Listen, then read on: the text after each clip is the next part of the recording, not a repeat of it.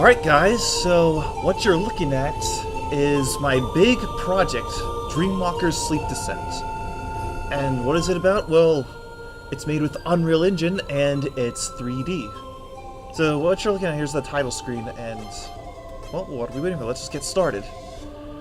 We can have 3 files, and let's go ahead and make a new game. So we start off with this mysterious intro, black screen, cinematic opening, well, as cinematic as I can get with the UMG editor. Logo, there we go. So now we are at our opening. So this is Amy right here, and I'll tell you, she was very hard to draw. I did all these models in Blender, but human characters, they're very difficult. And the big reason why, it's hard to not make them scary. I might get a professional artist later on, but for now, all of these models were drawn by yours truly. But here we go, we can move around, control the camera, and we got some dynamic shadows. These tiki statues, which are textured with stone. So we just woke up in this middle of this snowstorm area. So now let's go ahead and explore and find out, where are we? Because what I'm doing here is that basically you're just put into this world. No explanation, you're just thrown into there. No fancy opening cutscene explaining all the mythology. You just jump right into the action. So now, yeah, if you saw that, there was something that was peeking out from the trees. The models, the other humans aren't done yet, but all the monsters and the NPCs, I did models for them. Because, like I said, for the reason the human characters are very hard to draw. And for those of you familiar with Unreal Engine, yes, that is the default mannequin, but serves as a good placeholder. But what we're looking at here, it's some cutscenes. It plays out like a JRPG. You know, like the older Final Fantasy games. That's what this game is based off of a lot, but I put in my own ideas just to make it original. So now he's gonna summon his little friend here, the Baku.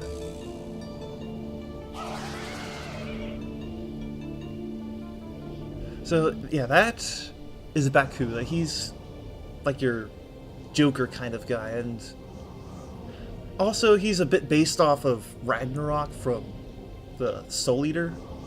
You know, like that thing that follows Krona around and just says, "Oh, I don't know how to deal with this thing." This is how you deal with it. He's that kind of guy. Oh, and we're just in a battle now.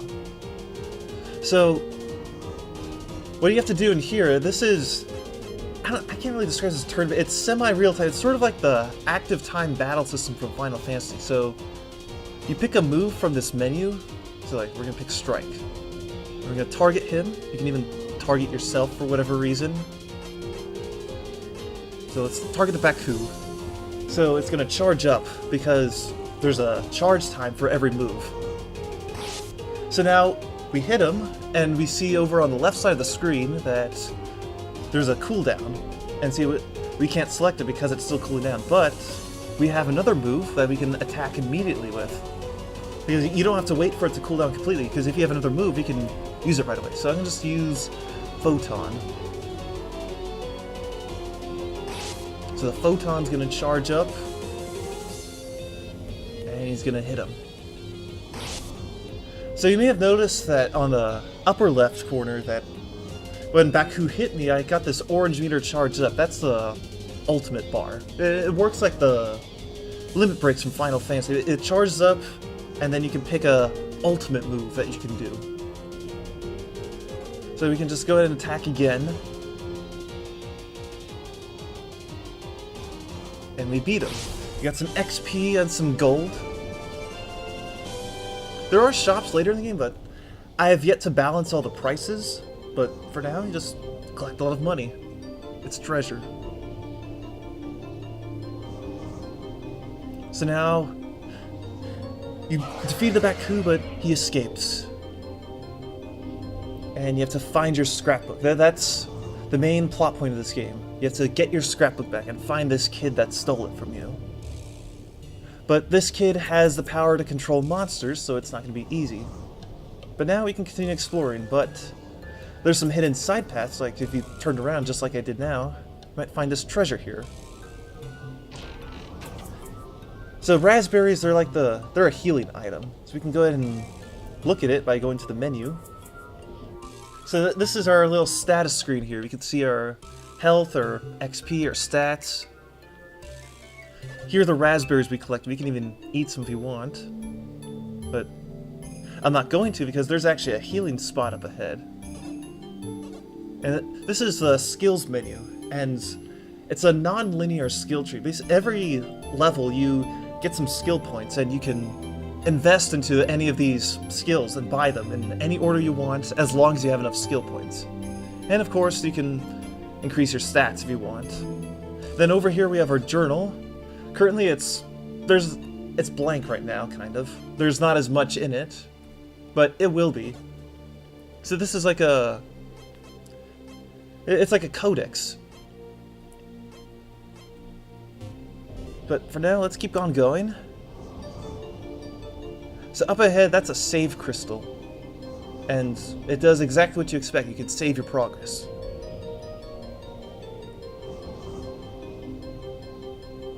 So we can save. And then there's another treasure over here. A bangle of strength. Let's go ahead and equip it. So the bangle of strength, it gives you a little strength boost so that you hit harder now. So if you notice in the lower right, you see your base strength is 7 and then it added 3 because that's what the bonus of the bangle of strength is. Oh, we can save again. Oh, and also, don't stay in the fire because it's hot. We can rest here and recover our health completely. So whenever you see one of those campfires, you can rest by them and you can restore your health. So now, we see the path splits up a little bit. It becomes a little more open. Oh, and enemies also chase you around in the overworld. There's no random encounters per se, but basically you see the monsters right where they are. And if you run into them... Oh. I encountered 2 at once, so... What will happen is, I encounter the first one, and then after I beat this one, the next one will appear. So let's go ahead and fight this penguin.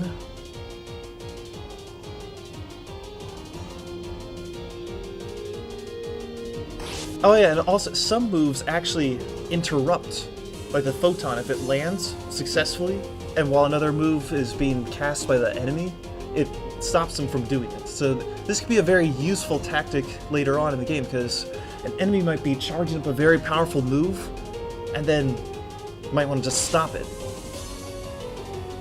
So, but now I am actually vulnerable while both these moves are cooling down, so now the monster has a chance to hit me, because I had an open spot. And the way I'd protect myself against it is I'd invest in unlocking more moves, so that I have more ready to defend myself.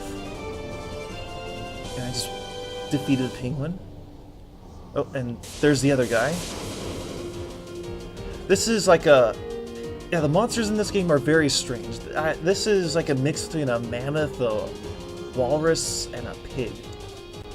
Yes, I have a very strange imagination.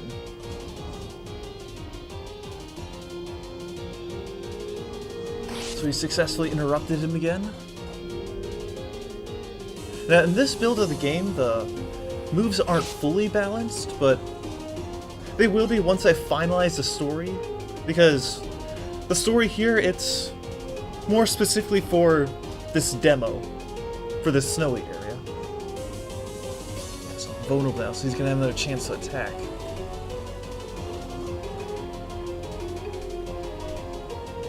Oh, and he interrupted me. He didn't take any damage. Oh, okay, that's a bug.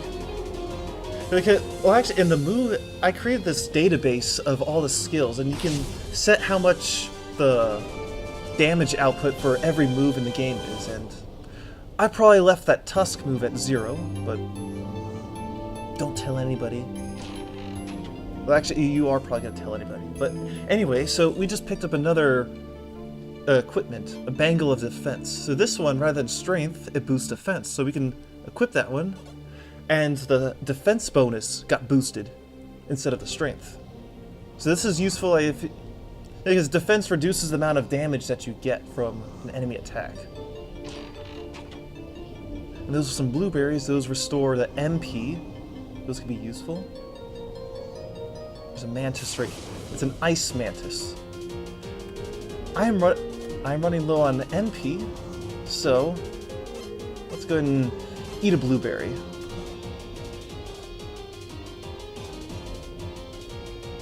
So I just restored a little bit of MP. We can, instead of take another one, we can wait and just get hit by it. So the frostbite move, basically what it is, it paralyzes you. You can't attack. Oh, if I'm gonna survive, I'll have to flee. So now we can press on and go to that save point, or we can go back and heal. I'm gonna press on because there's actually a cutscene right here. So here, this is where you meet your second party member.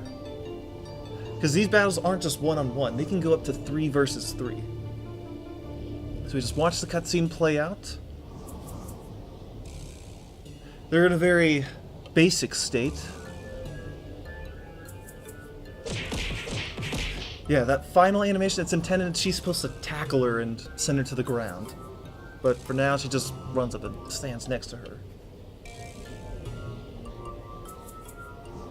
And no, she's not actually supposed to be a clone of Amy, but she'll have a different character model in the final game, but since I didn't draw it yet, for now, just the way you distinguish them, it's a different colored skirt.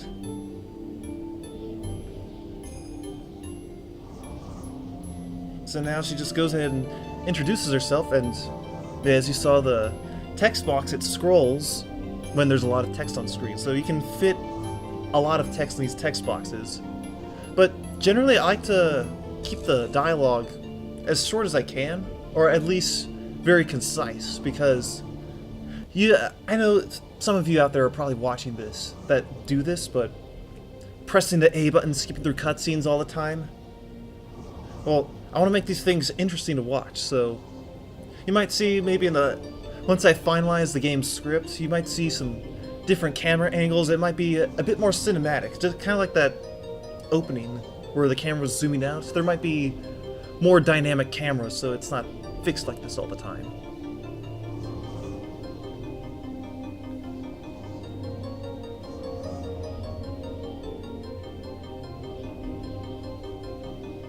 So, also, I'm trying to integrate a little bit of the gameplay into story, because see, Bella here, she brought up chocolates. But what's going to happen is after this cutscene ends, you're actually going to get some chocolate into your inventory. See, we got some chocolate. So you check her inventory. We got some chocolate. Heals 40 HP. It's a lot, especially for this stage of the game. We also see that Bella has been added to the party. Yeah, that's a very crude sketch. That's not what's actually going to appear in the game. That's just a placeholder. But we can actually equip her with the stuff that we don't have for Amy. Like this Bangle of Strength, because it's taken the bracelets off of Amy. We can switch over to Bella and give it to her instead. And of course, Bella has her own set of skills too. Right now, this is just what she has from the start. And in the previous build, she had a few more unlocked, but I'm still trying to balance it out because I want to try to make them level up at similar paces. Like, she had more moves unlocked. Like this one, this poke move, what it does, It moves very fast. You see it has a cast time of 0.5 seconds. You do it very fast and it interrupts, but it has a long cooldown. So it gives you more options on how to attack these enemies. Oh yeah, and also there's some optional cutscenes here, like the skit. Oh, what happened to it? Yeah, skit. Ah, that's a bug. There we go. So basically, these skits are kind of inspired by the Tales series from, you know, the Tales of Symphonia, Tales of this, or those games. Basically, it's a visual novel style cutscene, and well, this is intended for character development, the things that don't necessarily contribute to the overall plot, but basically they just have some conversations between the characters, just to get an insight of what's going through their heads without compromising the pace of the game. And at some point in the future, you might be able to view these again in the journal menu. But I want to have this, you can go at your own pace. Like you can press forward, speed run. Like you don't have to fight every single enemy in the game. I can just walk by this guy. He actually is pretty powerful. But I can show you what it's like to fight with two people.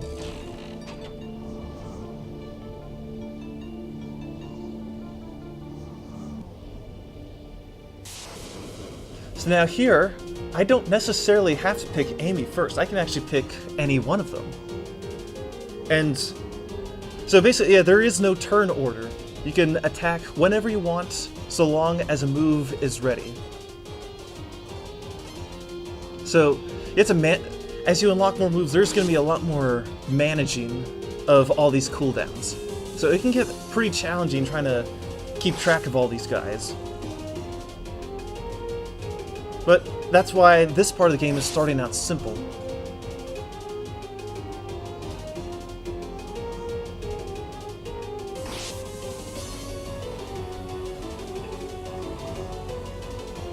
I just interrupted him because that Primal Fist move is very powerful. And I just beat him.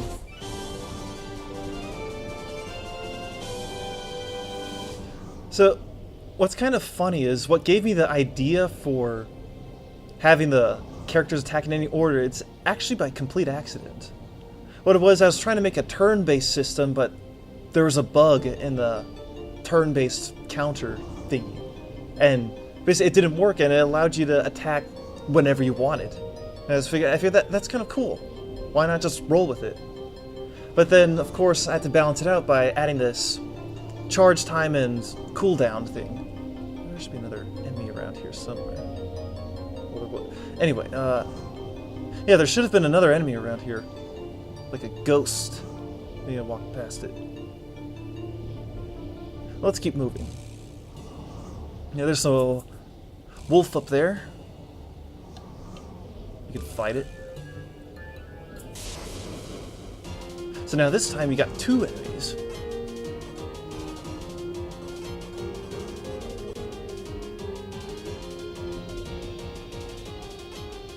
So now you have extra things to watch out for. Like that howl move, it can boost. It's supposed to boost its own strength up. It's not supposed to boost your strength up. That's a bug on the to-do list I gotta fix.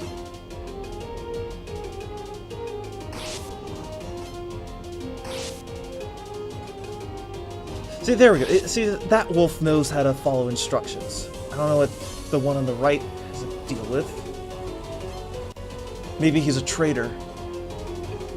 Oh, and Amy's HP is very low. We can use some raspberries before we die.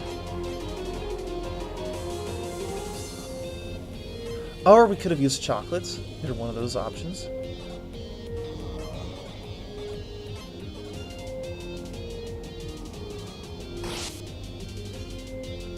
There we go.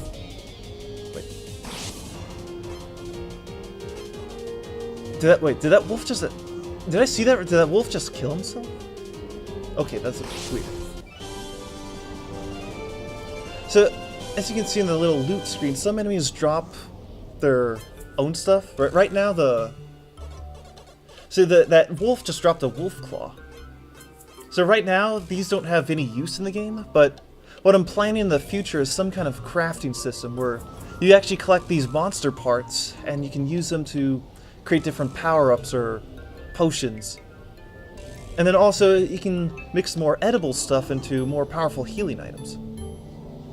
Okay, this is another branching path. You can find another treasure up here, but also a very strong group of monsters. Oh. He's gonna catch me. Let's run down the hill. So we got a little ring of fortitude. Let's go ahead and... let's equip that on Amy.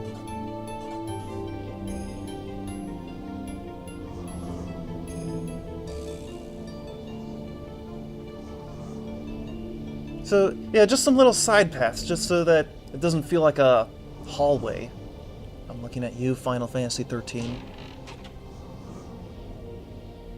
So, yeah, well, only this part of the game is fairly linear, but there's enough open space to explore. Oh, and here's our third party member, Oliver. So Oliver here, he's like a white mage. He's your healer, he can revive people, or at least he has a skill. You have to unlock those first. So now what they're doing, they're just meeting up. So we try to find this boy that stole her scrapbook, but he got away. So the best course of action now is to return home.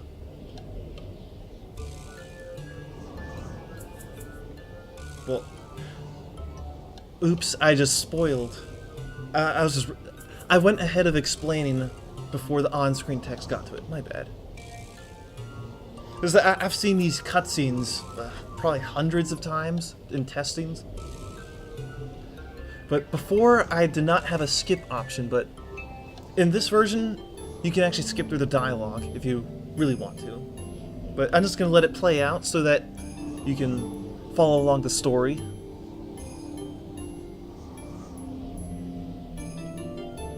Alright, so we have to get past these ruins, and I actually added these ruins for aesthetic reasons, because the landscape was starting to get repetitive with just a snowy forest over and over again, so I thought some ruins might vary it up a little bit. See, doesn't that look a little bit different now?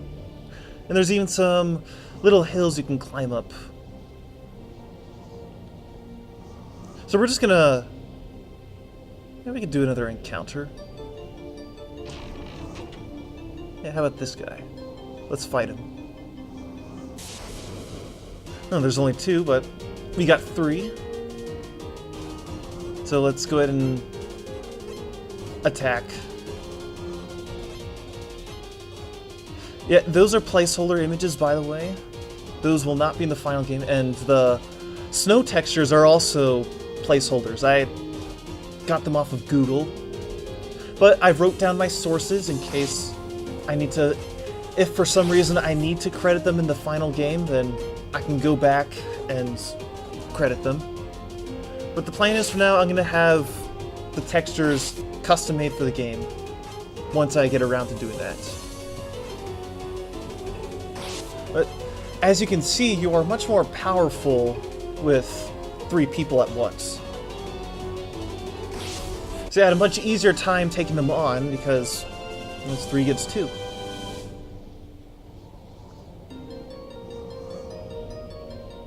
So we can keep going. Just in the interest of time, just so it doesn't go on to... I'm gonna run past a lot of these guys.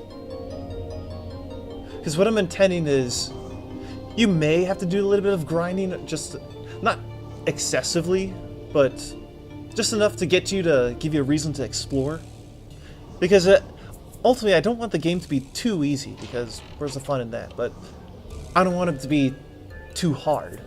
So getting that difficulty right is going to be a challenge. Look, another hidden treasure chest. Oh. Now here we got 3 enemies at once. So we're gonna take on this Mantis first because he's the weakest. And then he can also paralyze you.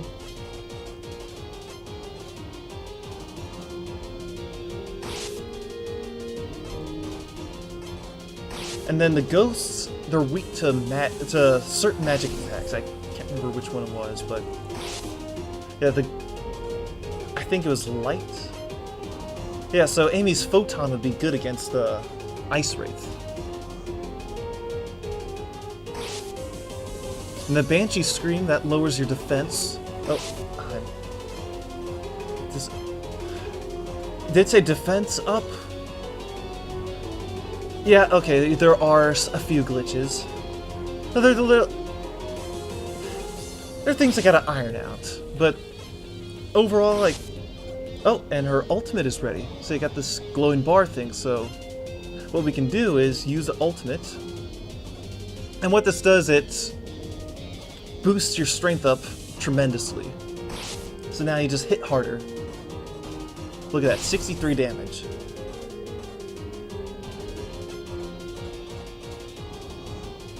What the? Oops, I accidentally targeted Amy.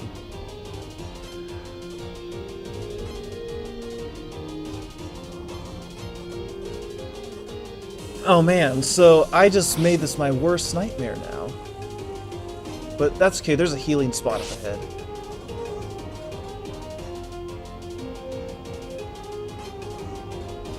There we go. And you still get XP if you die. Just so that it's not too inconvenient. And also in this game, you get XP as you kill enemies. Yeah, it makes sense, because if you kill an enemy, you should get XP for that. Not... You don't have to kill them all the entire time. Like those, in some RPGs and random encounters, if you just kill one enemy and then you run away, you don't get anything. But I figure you should get something out of everything you do. And also, since Amy got KO'd, she automatically restores to 1 after battle, just so you're not dragging around a dead party member. Here's another save point. And here's the Crystal Cave.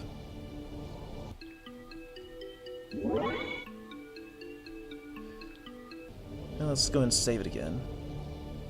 Oh yeah, there are mountains in the background. And those mountains are not part of the skybox, they're actually physically there. So in theory, if you had a cheat device, you could actually go there, but there's nothing there. And there's no way to reach them. It's just, it looks pretty. Anyway, let's go into this cave. I still need to optimize some things, because I don't know if you can tell from this video, but the frame rate dropped a little bit. And that's because of the lighting. But look at it, it's glowing crystal caves. Now this time we get some puzzle elements. See this door right here, we can't go through it, but there's a lever over here. So let's go ahead and pull the lever. The door is opened.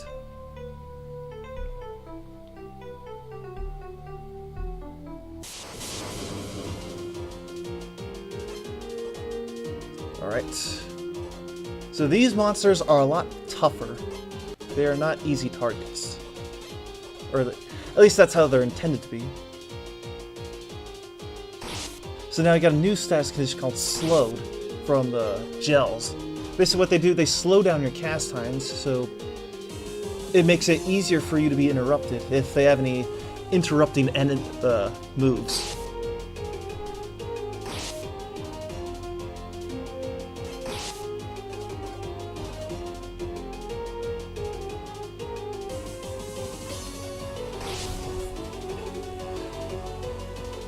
Oh yes, I have been leveling up.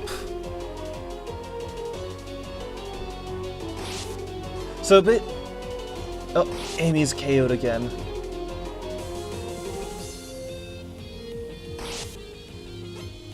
Alright, we're gonna run away. I think it's time we visit the skill tree and boost our stats, since we've leveled up quite a bit. First, let's go ahead and get to a safe place and restore our health.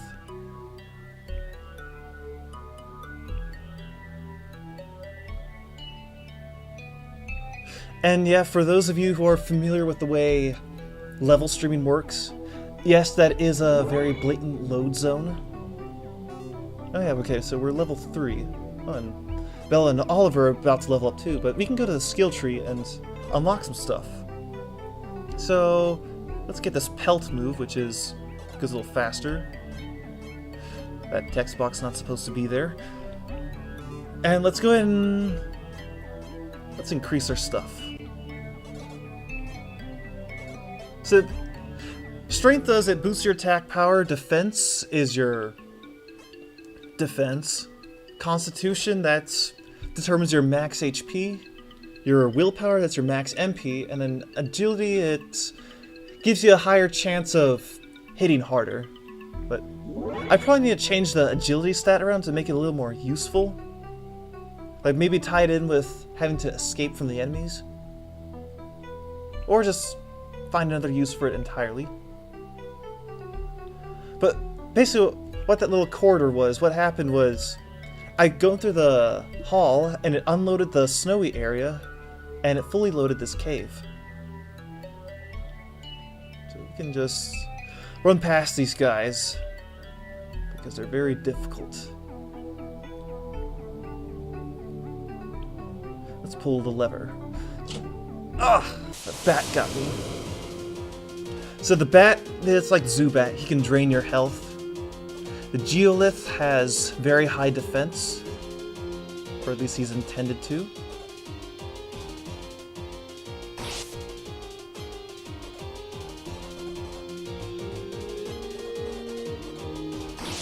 He's not supposed to drain from his own allies. Whoa, and he hits very, very hard. So I need to, rebalance.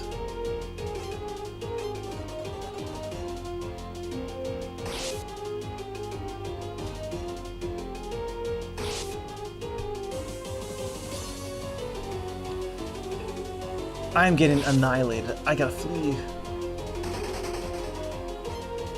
I could show you what happens if you die. And what happens if you die? Well, you just go back to the last save. You keep all of your XP, like in Final Fantasy VI. And I've liked that mechanic a lot. Because, I mean, you're not being set back too much. I mean, you're still getting penalized. You lose... Oh, let's run away. Yeah, we're just gonna skip all the enemies for now. Basically, you sure you get penalized with story progress, but you keep all your XP, so all your grinding, it wasn't for nothing. You're actually making progress, and it kind of puzzled me why not more games do this. Instead, they just send you back to the last save point, and they completely wipe out your progress. It's no different than just resetting the game. I don't know, I never liked that, so I changed things up for my game. So let's go ahead and...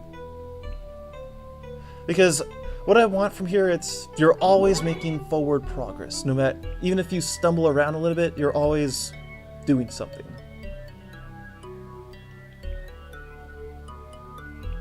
So we're just gonna run past them.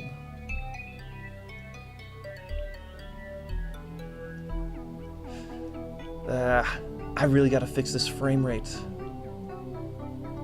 If I had to suspect what it was, it's the crystals.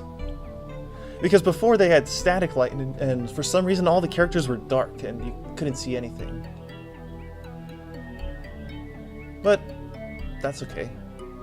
So what we're gonna do, we're gonna explore this cave and find more levers to pull.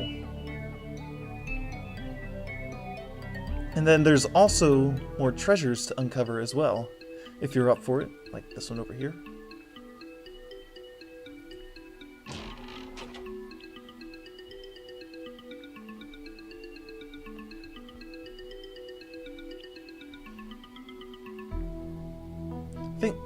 I think the frame rate's... Yeah, this is actually a debug build, so you can actually use some console commands, so... Let's look at the frame rate. What is it? 20 FPS. That is the frame rate of Ocarina of Time. I don't feel too bad now. So there's that door that we need to unlock. I'll go ahead and turn off the FPS. just so it looks more aesthetically pleasing. So yeah, this is a little bit of a labyrinth. In a previous build, I had all the crystals the same color, but it's probably very easy to get lost. And this dungeon, it's not all that vertical. It's laid out like a spider web. It's a circle with a few branching paths. So what I did is I made these crystals different colors so that you can better keep track of where you are. So this is the green room, or the red room, the yellow room, and so on. So here's another lever.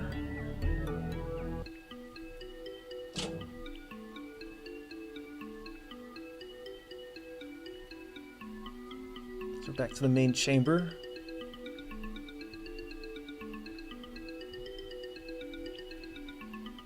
So you can even cut across there, and there's treasures hidden in all kinds of corners. So the last the last lever should be in this. Here it is.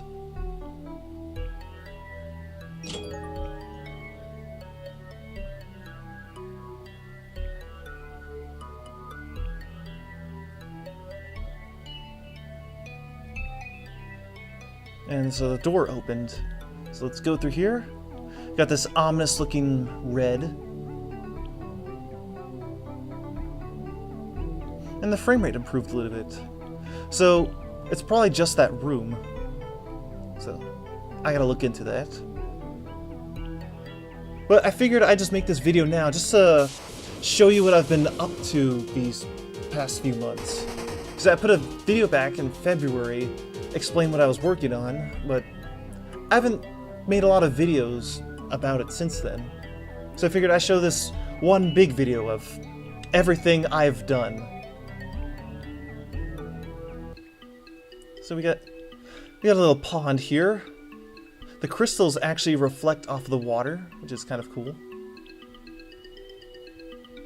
The water texture, that's one of the starter content assets. And those are, according to Unreal's licensing, I can use those however I please, thankfully. But as long as I give Unreal Engine credit, and I did do that. On the opening screen, I put all that... Like, you know, on the opening screens of many video games, how they have all this stuff in tiny print? Yeah, I got that too in this game. So we got these pretty pink crystals. But the crystals are further apart this time, so... And there's a save point. That could only mean one thing. For you genre-savvy folks, you probably know what's coming. Oh, and look at this. An open room with seemingly nothing in it. Let's go check it out. Wait, something's watching us.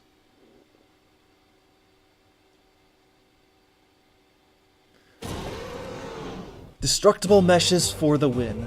And I got this Muppet guy going to attack me.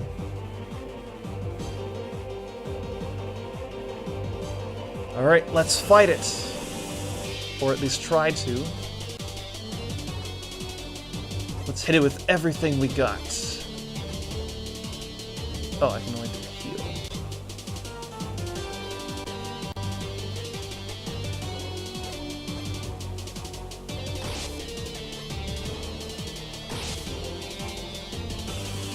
We got this awesome boss theme going, as you can hear.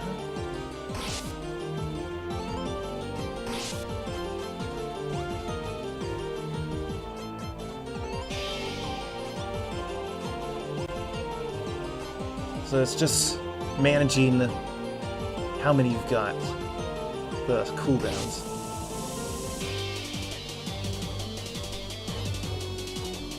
I'm not sure how long it takes. I haven't tested this boss a whole lot. I've just tested the cutscene. Oh, and it just killed Oliver. But you know what I did do for debugging purposes? You can actually run from this boss to skip it. Obviously that won't be in the final game, but it's looking like I'm going to do that because I am losing horribly.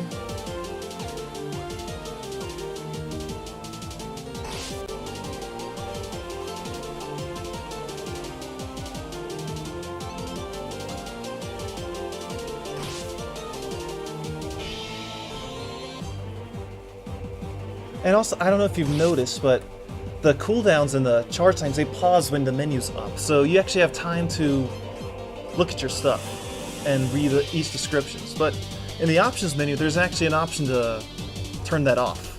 So if you want something much more fast-paced, go with that option. I should have some Water of Life. I don't know if that'll do any good because I'm being annihilated. And let's run. Let's get out of here. Skip the boss, or I'll die. Woohoo, we win. Well, yeah, the game's not programmed to recognize you running away from a boss because you're not supposed to.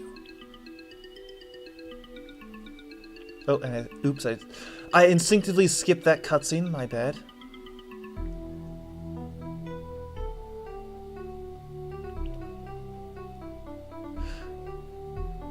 Yeah, still things I gotta fix, but basically what this is a dream corridor. And looks like we're like this ordinary cave, but we can... What is going on? I am stuck. Oops, we're having technical difficulties. Alright, okay, so we're back at the dream corridor. So note to self, don't walk into that corner, because you're going to get stuck. I'll fix that in a future update. But as you can see, we were in this snowy environment, and this corridor led us to a completely new one. And the sky is different too. So we're in this autumn forest area. Look, we got particle effects with falling leaves, benches across a walk in the park area.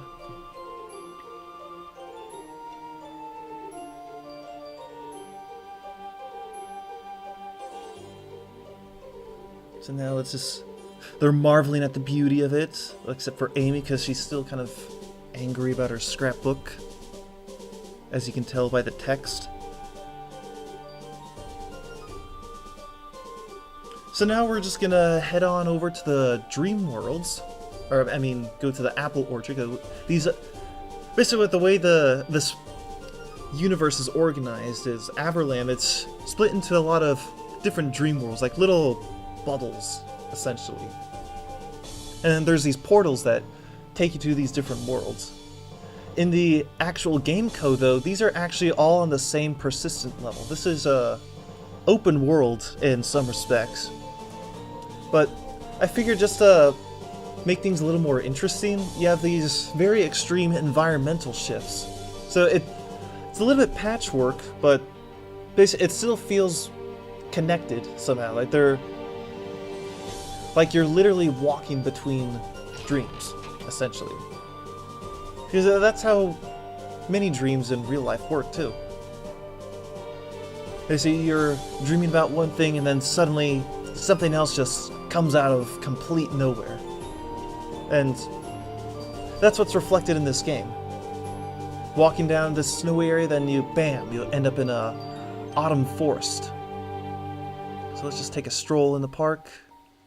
It's a very Wizard of Oz inspired thing. Like there's like some poppy flowers. They put the sleep status condition on you. There's an angry tree that uses the pelt thing. Oh, a poppy just hit me. Let's attack the poppies.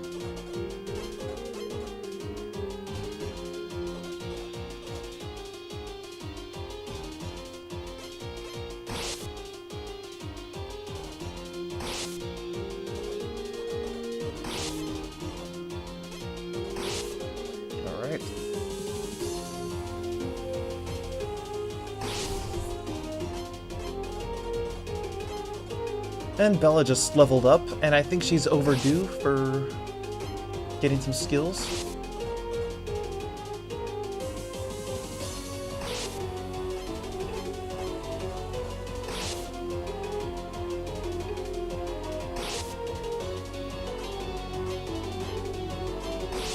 Right. Can you heal everybody? Let's see. Let's cast heal. Hopefully before Bella dies.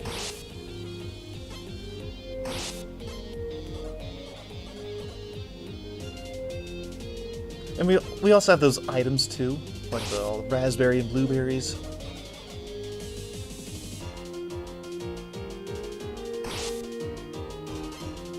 Oliver fell asleep.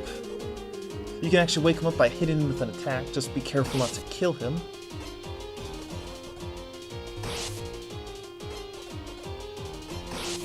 These guys can be very tough. Oh, and Oliver's ultimate is ready.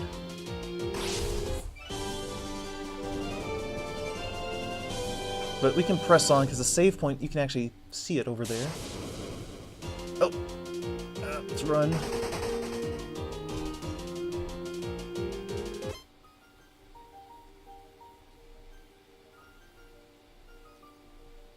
You can save right here.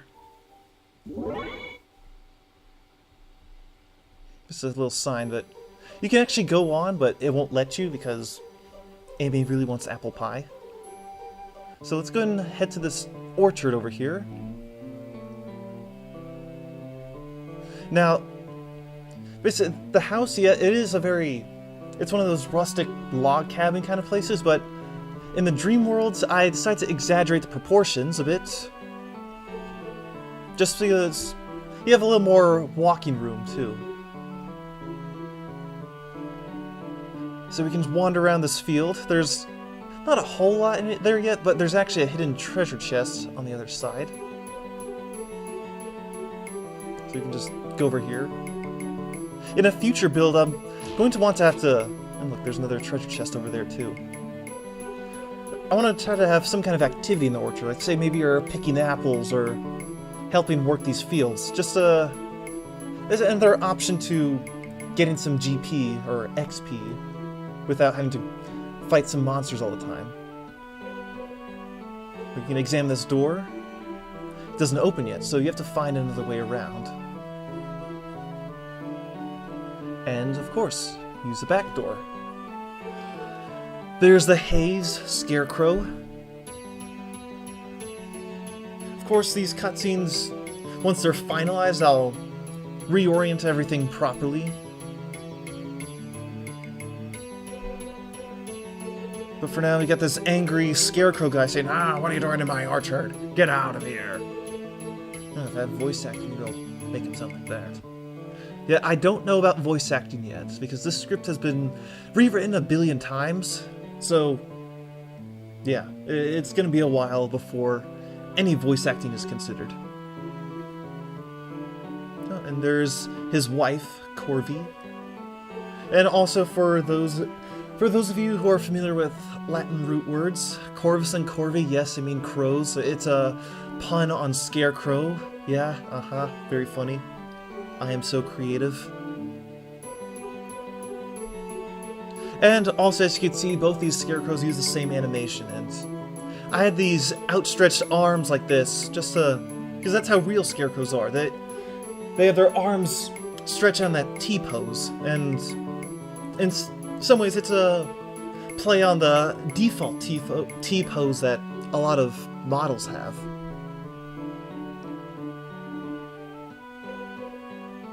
So now we get invited inside. She's gonna make you apple pie, but she's missing a ladle. You gotta search around for a ladle. It's not in the fireplace, but you can go upstairs. There's a bed here. You can rest if you want.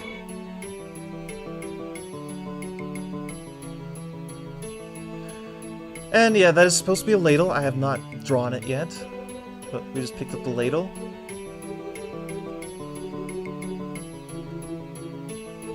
And let's go take it to her.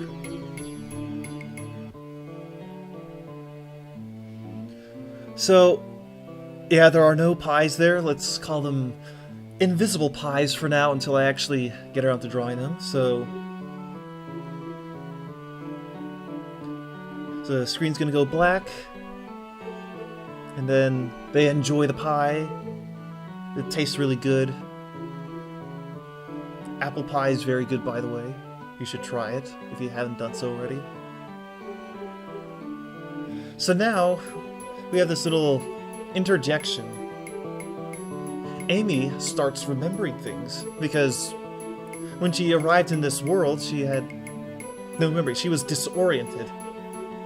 And in some ways, that's how the opening intro is reflected. You're just thrown in, you have no idea where you are. That's how it is from Amy's perspective as she's getting put into this world. She doesn't remember what it was like outside, but now she's getting some recollections.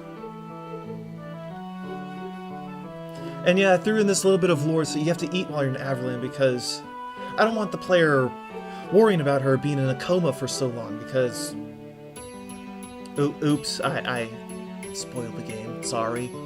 But that was the idea. That's how dreamwalking works. You actually go to sleep, and you dream. So, since Amy is stuck, she can't wake up right now. So, her parents are probably worried sick for her. She's probably in a hospital or something. So, that's why, in this world, if you eat, you sustain yourself. So that you don't have to worry about Amy waking up all malnourished and looking like a skeleton when she wakes up. I didn't want it to be too, I don't know, gruesome, maybe? But...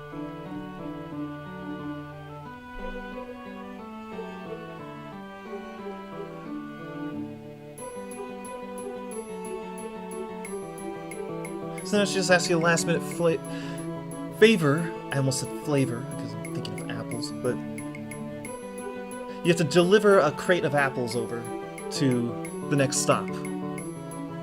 And yeah, I probably need to change it up a little bit to make it a little bit more engaged, like give more of a story reason for going to the orchard. But as you see, like, you got these stalls that just appeared. You unlocked the ability to buy and sell stuff from here. So you can go here. You see they have some stuff for sale. You can even sell stuff you don't need. You just shop over here.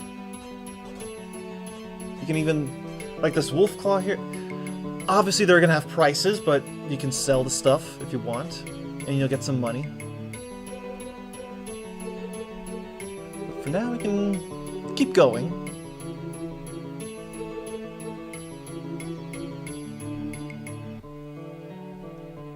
And we can save, of course.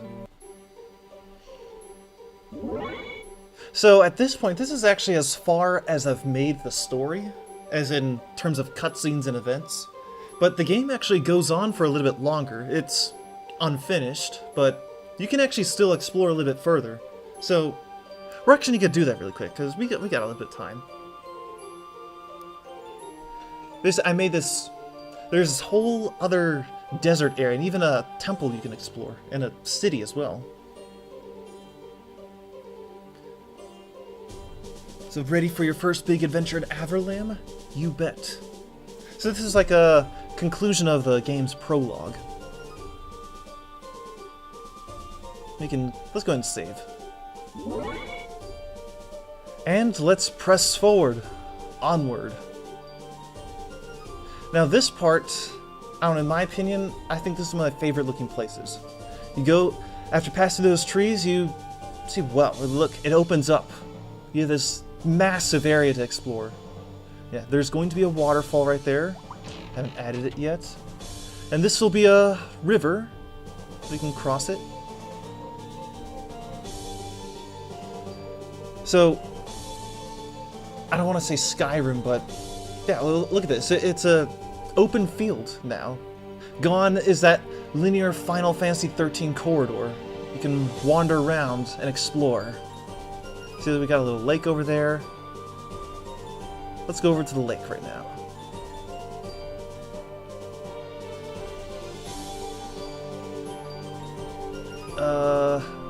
I need to fix the terrain on that. We'll just go around for now. See, look, there's a treasure chest on that small island. But, so how do you get it? Oh yeah, there's 2 planets up there. They're supposed to be colored in, but it's a lighting issue I'll fix later. And you got these enemies in the wandering around too, so you gotta be careful. That is a wolf. It's one of the unfinished enemies.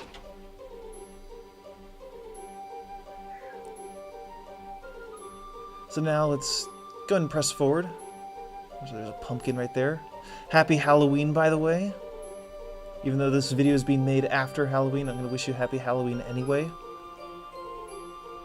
So here's another dream corridor. And bam, we are in a desert. The sky just changed. You get this very... I got inspired by those Arizona sunsets where everything's kind of like a brownish, like a adobe kind of color. That's the type of color palette that I chose from here. I don't know if my mic is picking up. My cat is bothering me right now. But let's keep going. So there's not a whole lot here yet. So that's like the placeholder enemy you may have seen in my previous videos. But this is actually an explorable area. At the end of this canyon, you'll find some stuff.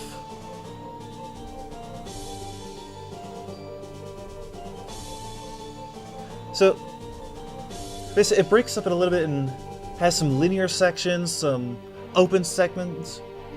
I want to spice things up a little bit. Give you all sorts of options for traversing through. So, got some trees up ahead.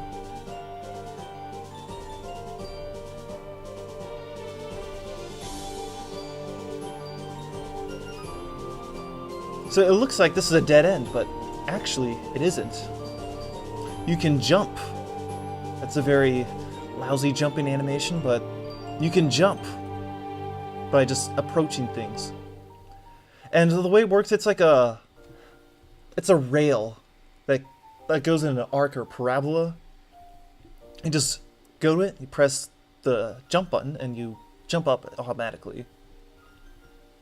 And that's what you might see like in, I think, Final Fantasy VI did that, and Final Fantasy VII, where you just approach an area and just press jump. That's a proper looking wolf right there. I call it the Lobo, because Lobo is a Spanish word for wolf.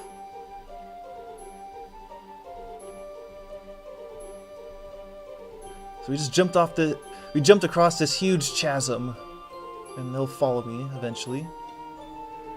And yes, this is another load zone. I need to make it prettier looking. But the frame rate here, as you might have noticed, is actually a lot better because there's not as much stuff.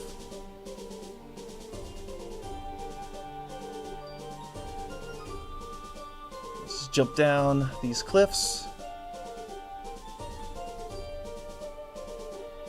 And we made it to the desert village. So this is like a Pueblo, Aztec, Incan something. So we got this little marketplace. You can buy stuff. That's like a placeholder item. So here we have, like, this is where you buy monster parts. You can sell monster parts too. Like, you know, they're all worthless right now. This is a debug item. Gliding shoes. You want to see what happens when you equip them? You run very, very fast. I coded this into the game so I can get to place quickly, but in this build I did not remove it entirely. You can just buy it right there. And here's a food shop. Yes, I'm a fan of Attack on Titan. I cannot resist the urge of including that. So, there's not a whole lot to do just yet. You can there are a few buildings you can go into, like right here. That's a placeholder NPC. You can talk to them. And there's supposed to be books here. This is like a little library. You can read. So if you're into that stuff, finding about lore in the world, you can... Yeah, this is a place to do it. You can find out extra stuff about the world. So we can go out and explore a little bit. Let's save it. So this is about as far as you can go. There's this vast open desert area over here. Look how huge this is. And yes, you are seeing that right. That is a giant turtle. That thing is very tough to kill. You want to see what happens if I go to it? Huh. Look at that. You can see some crystals in a crystal cave load zone. You're not supposed to, but that's some inner workings of the game. Like, all those areas are still physically there. They're just turned on and off. So, should we fight this thing? Yeah, let's do it. I'm good. So that thing's enormous. I'm gonna try to fight it anyway.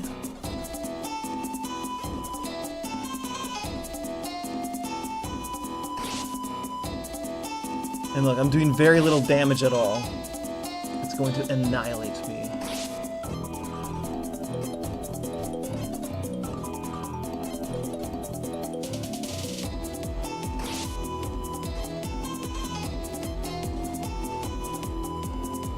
Use that ultimate. Look at that. Amazing. I sucked out 1 HP from this guy. Alright. It's gonna I'm gonna just let this attack kill me. Because I haven't shown you guys what happens when you die. So we're about to watch.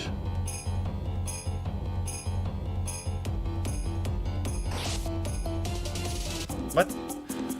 Another bug again. But you know what? If this thing won't kill me, I'll do it myself. Yes, I'm going to attack myself. Oh, and let's use our ultimate.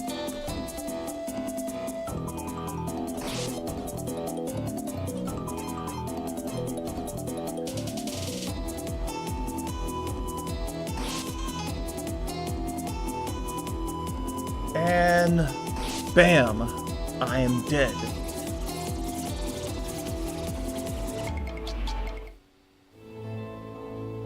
Look at her, she's so sad. She's sad that you died. And yes, I'm not gonna lie, I got this idea partially from the Silver Surfer Game Over screen, where the Silver Surfer is crying. But that's okay. We're back to where we were. There's one more place I'm going to show you in this video. It's this temple area. This is the Astral Temple, and it comes with puzzles. So, that's the temple interior unloaded, but wait for it to load. Yep, there we go. It's loaded.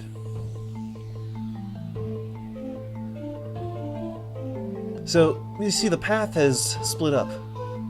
A sunstone and a moonstone. Grammar error are required. So let's go find them. They're in the deepest recesses of this temple. Yes, look at that. It's an elevator. Something like out of Super Mario 64. And yes, as you can tell, you actually get this little light in darker areas and dungeons.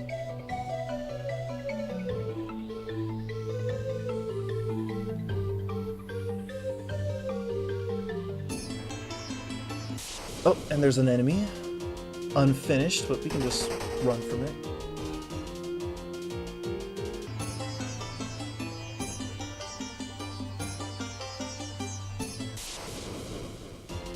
So basically what you have to do, you have to watch out for enemies, and you have to find out where you have to go.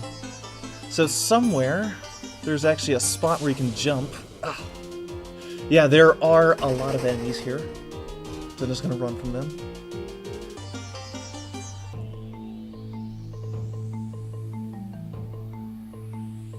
Where's that?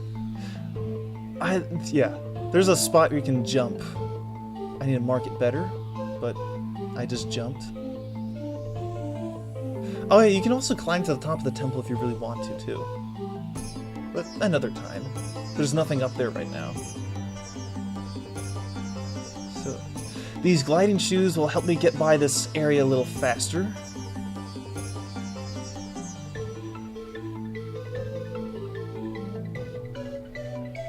So, we have our little puzzle here. So you have to figure out how to arrange these tiles, because if you approach them, you can flip around. So, if you might have guessed, these are actually moon tiles, or phases of the moon. So you have to arrange them in the proper order. And yes, arrange them in the order as they are according to the Northern Hemisphere. Sorry, Southern Hemisphere guys, this is the solution to the puzzle. But there is a riddle somewhere in the dungeon that clarifies it. Just to give you the hint in case you can't figure it out.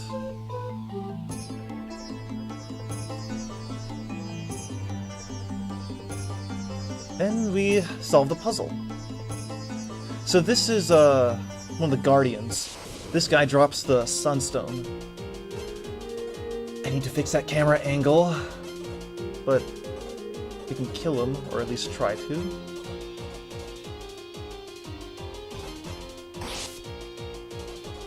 I'm not sure how much HP he actually has, but we're gonna try to fight him. Like I said, this area is the unfinished part of the game. Normally, there was actually supposed to be like this whole story about why you're going to the temple, and like you're getting something out of it.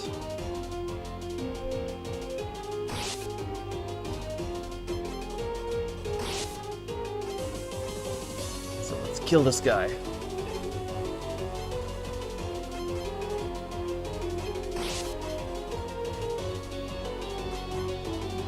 I'm gonna run away, actually.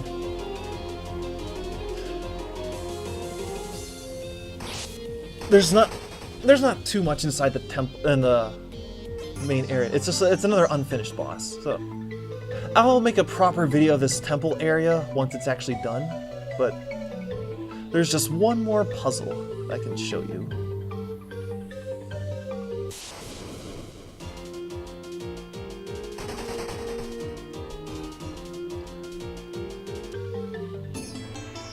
Find the exit somewhere. That's not the exit.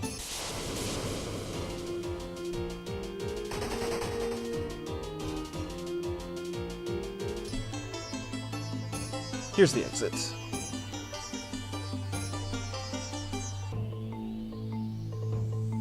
Let's take an elevator ride up.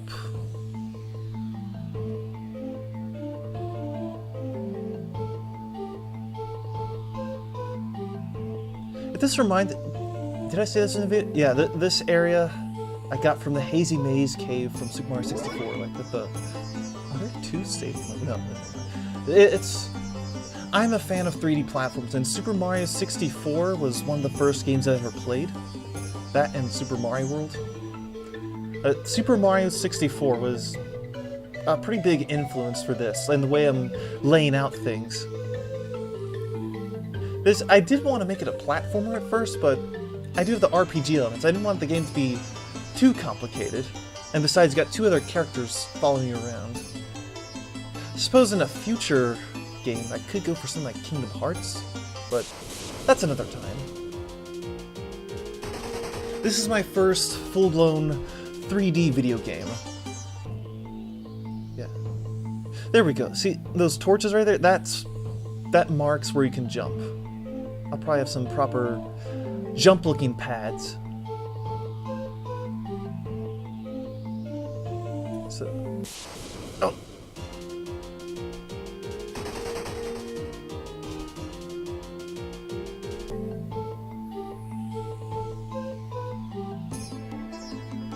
So here's the last puzzle. This one should be pretty easy to figure out. I don't think I need to explain it too much. What's going on? I can't activate the tiles. Okay, that's a glitch. But basically what was supposed to happen was you flip these tiles and they point outwards to form like little sun shape. I don't know why they're not working, but oh well, let's get out of here.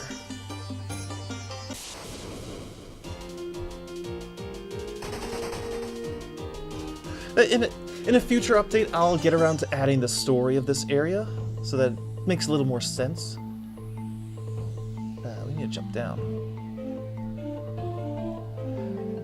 We need to... Yep, it needs more testing. You know what we can do? We can stop right here, actually. Alright, so this was Dreamwalkers. This is what I've been working tirelessly on for, this entire year, pretty much. But I will eventually get to finishing this sometime once I fix all these bugs. but I'm playing for this to be like a full-blown game, right? One that actually takes a lot of time to complete. But for now, I hope you enjoyed watching this. You can, if you want to give this game a try yourself, there's a link in the download description. Link in the description of this video. You can download either for Windows 32-bit or Windows 64-bit. Sorry, Max, not quite available yet, but eventually it will be available. But for now, I hope you enjoyed watching this. So this is Crayfish Carl signing out.